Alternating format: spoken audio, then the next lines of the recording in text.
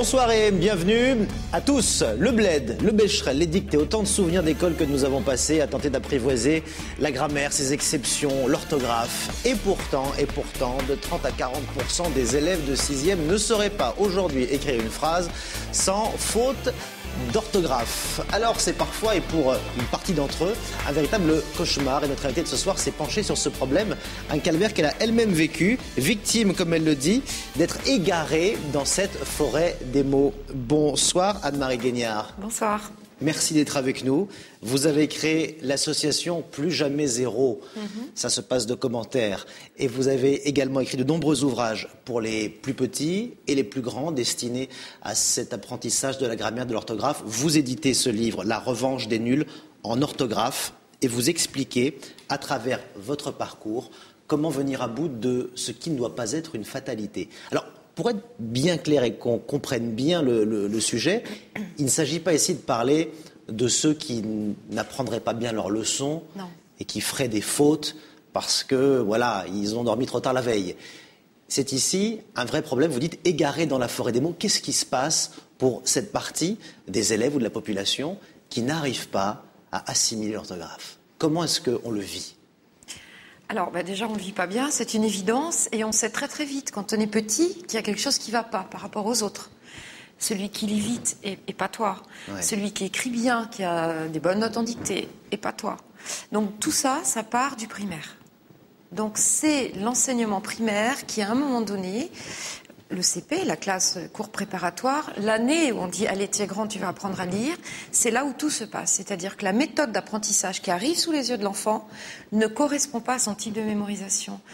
Ce qui était mon cas. Moi, je suis une kinesthésique, c'est-à-dire la mémoire du fer et faillir la plus puissante qui soit, mais faut-il savoir l'utiliser. Et en plus, c'est pas la mémoire pour l'école. Alors, il y a la mémoire auditive, la mémoire visuelle et la mémoire kinesthésique. Donc, beaucoup d'enfants qui passent à Plus Jamais Zéro ne sont pas des auditifs. L'auditif, c'est le bon élève. Il va bien écouter, être très concentré, même pendant l'apprentissage de la lecture, va passer par ses yeux, il active une deuxième mémoire, et puis par sa main, la troisième. Sauf que les autres, eh bien, ça ne va pas aller. Et c'est ce qui m'est arrivé. Alors, vous dites, elle ne retient rien, elle a la tête comme une passoire, c'est ce qu'on vous répétait. Oui. Qu'est-ce que vous viviez concrètement face à un mot, face à une dictée ? Alors, les mots, je les aimais. Les mots, je les aimais, mais mon souci, c'était de pouvoir les écrire correctement. Et donc, on se moquait de moi parce qu'une salle d'eau, S-A-L-D-O, il s'en a là, S-E-N-A-L-A, et ça faisait s'en a là. Ah oui, on est dans la phonétique. On est dans la phonétique. Est-ce que vous avez conscience, quand vous écriviez, que c'était pas ça qu'il fallait écrire ? Oui et non. Oui et non, c'est un état particulier. Oui, alors c'est-à-dire que j'avais pas la conscience du mot. Une salle avec de l'eau, par exemple. C'est tout le problème de la méthode qui n'a pas fonctionné chez moi. Je ne dis pas qu'il y a une méthode meilleure que d'autres. Je sais qu'il faudrait pouvoir utiliser des méthodes qui activeraient ces trois mémoires pour être sûr de tirer l'enfant vers le haut. Moi, je n'ai pas eu cette chance-là. Et puis, je pense que tous les fameux 50% qui sont donnés par le ministère de l'Éducation nationale, c'est ça. Puisque c'est à peu près la quantité d'élèves qu'on va avoir dans sa classe, la moitié de la classe va avoir des problèmes. Alors, ce qui est intéressant dans ce livre, c'est qu'à travers votre parcours, on comprend exactement ce qui se passe, et notamment ce que vous dénoncez, puisque les enseignants, vos parents, la famille s'inquiète. Oui. Poum, le diagnostic tombe. Hop, dyslexie, voilà. Donc orthophoniste. Oui. Résultat. Nul. Rien. Rien. Rien ne se passe. Pas de changement parce que c'était pas ça. C'était pas un dysfonctionnement des neurones, malgré qu'une institutrice avait dit à ma mère que j'avais la tête comme une passoire. Ouais. Ça, je suis allée chercher auprès des neurosciences. C'est ma deuxième corde, c'est ce que j'explique dans le bouquin. Mais d'abord, ça a été une étiquette qu'on m'a collée dans le dos. Donc, quelque part, quand on dit à un enfant « tu as ça, tu es un dyslexique », eh bien, ça nous rassure, on se repose là-dessus. Donc ça a été pendant des années, je suis dyslexique, alors c'est pas grave. Et puis un jour, on apprend que c'est pas ça. Et c'est ça qui a fait que j'ai pu presque ressusciter quelque part. C'est donc de la dysorthographie. Pure. Donc un ratage d'apprentissage. Rien à voir avec un dysfonctionnement des neurones. La dyslexie, c'est des neurones qui partent dans tous les sens. L'enfant ne va pas chercher dans sa tête au bon endroit. La dysorthographie, c'est un ratage d'apprentissage. Donc je dis toujours qu'on m'a donné une voiture sans permis de conduire. Combien d'enfants sont touchés à peu près par Alors, la dysorthographie, c'est les fameuses 50%. Oui. La population d'enfants dyslexiques, d'abord, c'est 3 garçons pour une fille. 2 à 3%, on pourrait les classer comme sévères. On pourrait aller jusqu'à un 5, 6, 7, 8% de dyslexie. Il y a plusieurs types de dyslexie. Il peut y avoir une dyslexie visuelle, par exemple, mais c'est un très faible pourcentage. Dans beaucoup de classes, il n'y en a pas. Alors, par contre, des élèves qui font des erreurs orthographiques, il y en a plein. Cette erreur de diagnostic peut être, ça peut être ravageur, notamment d'un point de vue moral. Je vais vous lire un extrait où vous dites, à l'époque de cette fameuse passoire, vous dites, c'est ce jour-là que tout a commencé. J'ai eu la sensation à ce moment précis que l'école et ses armes les plus acérées, la lecture et l'écriture, venaient de me prendre en otage. J'étais condamnée à être mauvaise. Oui. Et vous l'avez vécu bien tard. À 36 ans. À 36 ans, vous disiez, je crois que vous vouliez en finir. La vie était en danger. Ah, oui, oui. Vous vouliez disparaître complètement de la surface de la Terre. Mais chaque fois que j'avais des examens à passer, je me disais comment je pourrais disparaître de la circulation. Oui. Oui, à tout imaginer. Hein. Petite, je faisais des trous dans le jardin avec un tuyau d'arrosage pour respirer. Donc, et dans le monde professionnel, ça vous poursuivait? Ah ben, le monde professionnel, alors, quand on est mauvais, quand on est mauvais, on ne nous donne pas accès à des secondes générales, par exemple. Ouais. On n'a pas accès au latin. Ça serait tellement plus simple de savoir qu'est en prend un G quand tu l'as en latin. Tout ça, les portes sont fermées. On se retrouve dans des bacs pro, des bacs généraux, pas généraux mais techniques. Et puis du coup, on se retrouve dans le monde du travail. Et vous avez des clients au téléphone qui vous disent « Mais Anne-Marie, vous faites même des fautes dans vos factures ou dans votre vie. C'est l'image de marque de la maison pour laquelle vous travaillez qui sort. Qu'est-ce qu'on peut faire ?» Et j'avais beau me relire. Et donc c'est cette envie de prendre une revanche, justement, qui vous a poussé à inventer, chercher la méthode. Vous l'avez trouvée vous-même? Oui. Comment est-ce que moi je peux arriver à comprendre? Alors voilà, c'est ça. Je me suis dit, pourquoi quand je me relis, par exemple, je ne les vois pas, ces erreurs? Alors qu'on a un temps de pause, on revient sur un courrier qu'on vient d'imprimer, on s'est dit, oh ben, heureusement qu'il n'est pas parti. Bon. Donc j'ai travaillé là-dessus, et me disant que la lecture de gauche à droite, c'est-à-dire une relecture, ne marchait pas, c'est-à-dire que je faisais un balayage. Je n'étais pas en relecture, à vrai dire. Je balayais, et puis j'étais rendue au point en me disant, non, je n'ai pas fait de faute. Alors ce que j'ai fait, pour moi d'abord, et puis pour tous les gens que j'aide maintenant, je suis partie du point et je remonte à la majuscule avec des vrais guides qu'on va trouver dans les phrases. Donc j'ai fait un répertoire de mes propres erreurs, de celles qui coûtaient le plus cher aux yeux des autres, et à revenir, donc on veut dire que la méthode, c'est du plus compliqué au plus simple. Mais on enraye immédiatement des choses qui font bondir les profs sur les pattes arrière. Un accord de verbe raté, un ENT raté, vous voyez, en français on n'entend rien, en espagnol on entend tout. Donc j'ai réussi à chercher tout ça avec mes propres erreurs. Et vous avez créé pour les enfants ces fameux contes de fées, Hugo et les rois, votre premier livre, où il y a des rois. Et les rois, ce sont les verbes, on les voit, le verbe être, le verbe avoir. Alors être est le plus sympa des deux, hein. Lui il ne nous tend pas de piège, on apprend à le connaître et on lui pose toujours les bonnes questions. Quant à l'autre, il faut s'en méfier. Donc voilà, j'ai transformé la grammaire sous forme de conte de fées et tout ça validé par des grammairiens, alors que petite, j'étais punie au Becherel et au Bled et j'avais aussi des mots d'usage à chercher dans le dictionnaire et un après-midi entier, j'ai cherché hélicoptère.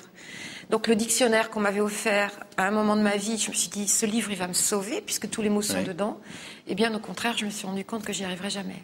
Donc on peut apprendre en s'amusant. C'est ça qui est important. Oui, c'est très ludique. Les enfants peuvent revenir sur leurs erreurs en s'amusant. Des vrais guides dans la phrase, c'est ça que j'ai trouvé. Des alertes.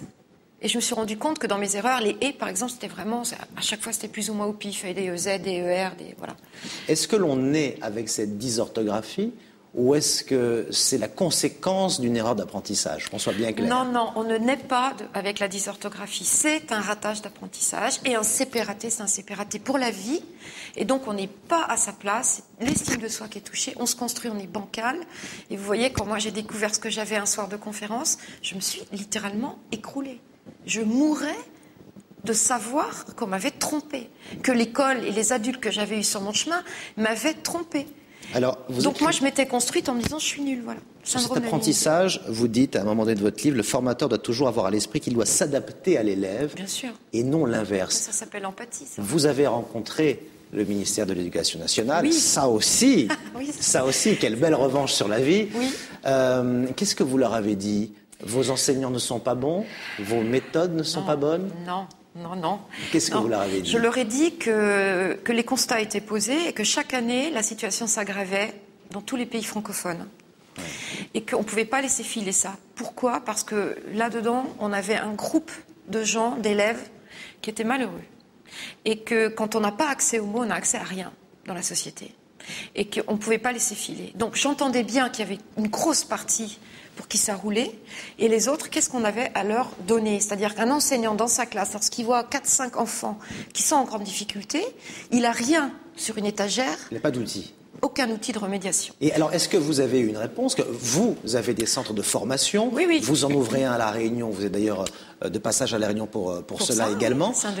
Est-ce que l'Éducation nationale vous a dit, bon, on va prendre en compte, on va y répondre, on va vous écouter et on va appliquer la méthode? Alors, ça serait un peu trop beau peut-être. Non, on n'en est pas encore là. Ouais. À vrai dire, ils ont très bien entendu et surtout, ils n'ont pas grand-chose à se mettre sous la dent. Donc ça, c'est une première réponse. Ouais. La deuxième réponse, c'est l'inspection d'un de mes collaborateurs dans le nord de la France, à Saint-Omer, qui utilise cette méthode en CM1 depuis la rentrée et qui actuellement a vraiment des scores incroyables, jusqu'à supprimer des orientations en classe Ulysse alors que l'élève était destiné à y aller. Ils sont 2 dans sa classe, 2 petites filles. Donc ils vont aller inspecter, là, d'ici la fin de l'année. À côté de ça, mes ouvrages sont remis entre les mains de l'inspection générale du ministère de l'Éducation nationale et j'espère avoir l'estampille de l'Éducation nationale, je pense sans trop de problèmes, puisque tout est validé déjà par des grammairiens. Et il y a aussi derrière la souffrance des parents. Vous en parlez dans votre livre, des parents qui essayent... Et des enseignants. Et des enseignants. Oui, parce que... Il n'y a pas que l'enfant qui souffre, il y a tous ceux qui sont autour et qui n'arrivent pas à... Je suis un petit peu mordante dans le livre parce que je suis obligée d'être comme ça, sinon il ne se passe rien. Mais ça veut bien dire aussi que moi, des mails, des appels téléphoniques, des enseignants que je vois me demandent vraiment de s'inscrire dans ces formations. Donc je pense vraiment qu'il va se passer quelque chose sur 2014. Combien de temps il faut à un enfant pour se remettre sur les rails? Alors là, ça peut paraître étonnant, mais la méthode que j'ai mise au point, elle est extrêmement rapide, puisque en 15 heures, un enfant se remet sur les rails. Voilà. Et un adulte qui a l'outil informatique, une journée. 9h30, midi et demi, 13h30, 17h30. En une journée? Oui, ça suffit. On a les clés, ça y est. C'est le permis de conduire de la voiture. Quand on n'a pas les clés, il ne se passe rien. Là, on donne des clés et souvent les réflexions qu'on a, vous savez, des adultes qui vont en entreprise, qui savent qu'ils sont marqués un peu au fer rouge avec ça. Quand ils envoient un mail, ils vont passer un temps fou. Imprimer un document, ça va leur prendre un temps fou. On supprime tout ça, on leur dit, voilà, on sait pourquoi vous êtes là. Donc l'empathie se met en route automatiquement. J'envoie une première phrase où ils comprennent immédiatement que ça ne va pas être compliqué et c'est gagné derrière. Et qu'on arrête systématiquement d'envoyer les enfants chez les orthophonistes. Écoutez, oui, alors l'orthophoniste, elle a un métier qui est de travailler sur les sciences du langage, sur des enfants qui ont une réelle pathologie, donc elle est bien sur une pathologie, on est sur du paramédical. Oui, car qui dit dyslexie dit handicap, c'est ce que vous dites. Mais oui, ça c'est leur travail, et là-dessus je n'y reviens pas. Ce qui me gêne le plus, c'est que l'orthophoniste qui fait le plein dans ses cabinets, pas plus tard que hier, j'en rencontre une sur un parking de grande surface, qui me dit, elle a plus d'1 an, 1 an et demi d'attente. Mais ça veut dire quoi ça? Ça veut dire qu'on est en train de mettre une étiquette médicale sur un problème pédagogique, et ça c'est de l'intolérable pour moi, et je ne lâcherai pas le morceau, parce que on peut pas laisser ces enfants-là filer comme ça. Alors l'Éducation nationale va avancer sur ce problème dans la classe, on l'espère. La formation des enseignants du premier degré, c'est eux qui en ont le plus besoin. Et vous avez donc des centres de formation, un qui s'ouvre à La Réunion, pour les adultes? Alors les deux, puisque Henriette Delagrange, qui est basée à Saint-Denis, va recevoir à la fois des particuliers, donc des enfants, des adultes qui n'oseront pas demander la formation auprès de leur employeur, de peur d'être accusés d'avoir un peu trompé à l'embauche les gens qui les recevaient. Donc vous voyez, il y a toute cette partie-là. Ça, c'est une journée ou 2 maximum pour celui qui a des fiches techniques à remplir à la main. Et puis tous ces enfants, à partir du CE2 et jusqu'à pas d'âge, préparation bac de français, préparation aux examens, on travaille sur les techniques de mémorisation. Un enfant ne sait pas apprendre c'est pas naturel. Et moi, quand on m'avait dit « t'as la tête comme une passoire », je suis allée voir ce qu'était une tête passoire. Et je me suis dit, je suis pas là-dedans. Donc j'ai recueilli tout ce qu'il fallait pour à nouveau monter 2 types de formations, apprendre à apprendre. Et on remonte 3-4 points de moyenne en 5 ou 6 heures. C'est rien. Si tous les enseignants avaient ça, je vous jure que les résultats seraient meilleurs. Il faut arrêter les dictées préparées, les projets du gouvernement actuel avec le changeant l'école, mais qui revoient leurs copies. Les dictées préparées, ça ne marche pas. Les exercices à trous, ça ne marche pas. Les exercices du bled et du becherel, si ça marchait, ça se saurait. Ça, c'est fait pour les bons. Il faut maintenant s'occuper de ceux pour qui c'est raté. Et ça génère de la violence. Plus on s'approche de l'adolescence, plus le jeune est en conflit. En conflit parce qu'il sait bien qu'il a ce problème-là. Et qu'est-ce que je vais faire pour m'en sortir ? En tout cas, vous ne mâchez pas vos mots. Non. Et la revanche des nuls en orthographe, c'est un petit peu la vôtre. La voici. Ah oui, c'est la mienne, cette revanche. Vous allez pouvoir, évidemment, rencontrer Anne-Marie Guignard, puisque vous serez ce samedi après-midi dans une grande librairie de Saint-Denis, pas très loin du Monument de la Victoire. Vous dédicacerez tous vos ouvrages. C'est ça. Et notamment le premier, Le Conte pour enfants. Oui. Hugo et les Rois, qu'on pourra découvrir. Merci beaucoup d'avoir été avec nous et rendez-vous samedi après-midi pour vous rencontrer pour ces dédicaces en librairie à Saint-Denis. Passez une belle soirée. À bientôt.